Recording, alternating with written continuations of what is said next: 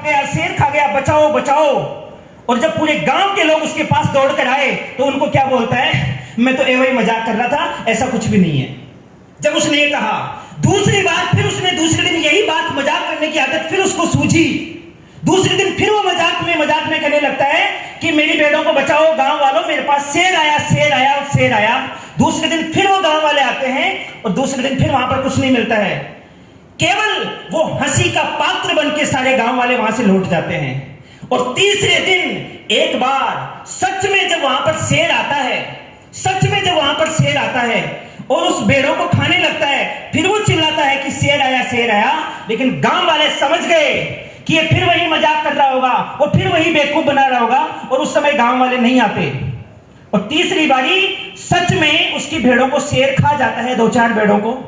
यह भी एक माइंडसेट है, क्योंकि आज तक हमारे से पहले आप एक ethical, legal, perfect direct selling company के साथ हैं और अपन काम कर रहे हैं, लेकिन आज से पहले हमारे रिश्तेदार, हमारे रिलेटिव, हमारे फ्रेंड्स को कई ऐसे गडरिये का सामना करना पड़ा था जो झूठ की वजह से किसी ने किसी को गड्ढा बेचा था, किसी ने किसी को सूटकेस बेचा था, किसी ने कपड़े बेचे थे, किसी ने कुछ ना कुछ बेचा था, और वो सच में मजाक का पात्र बने थे। लेकिन आज सच में जब मोदी केयर का शेर उनके घर पर दस्तखत दे रहा है तो उनको ये बात समझ में नहीं आती है।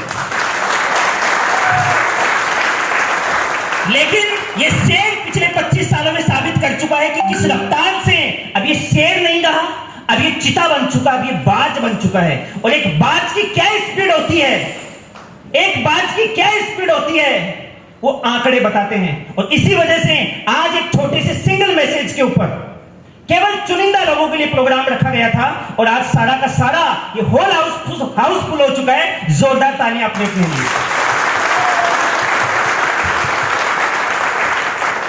यही एक पॉजिटिव माइंडसेट हमें आगे बढ़ने के लिए प्रेरित करता है, क्योंकि अब तक ऐसे गडरियों ने, कईयों ने मजाक करी थी, लेकिन सच में ये शेर है, शेर था और शेर रहेगा।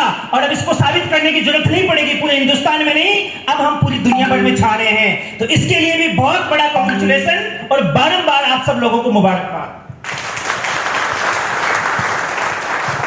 अब सही मायने में बात ये आती है कि क्या मेरा माइंडसेट पॉजिटिव है, क्या मेरा वाई क्लियर है इस बिजनेस को करने के लिए?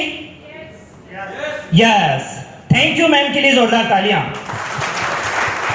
जिनकी पहली बार में यस निकलती है उनका डेफिनेटली पॉजिटिव माइंडसेट होता ही होता है, और जिनको भीड़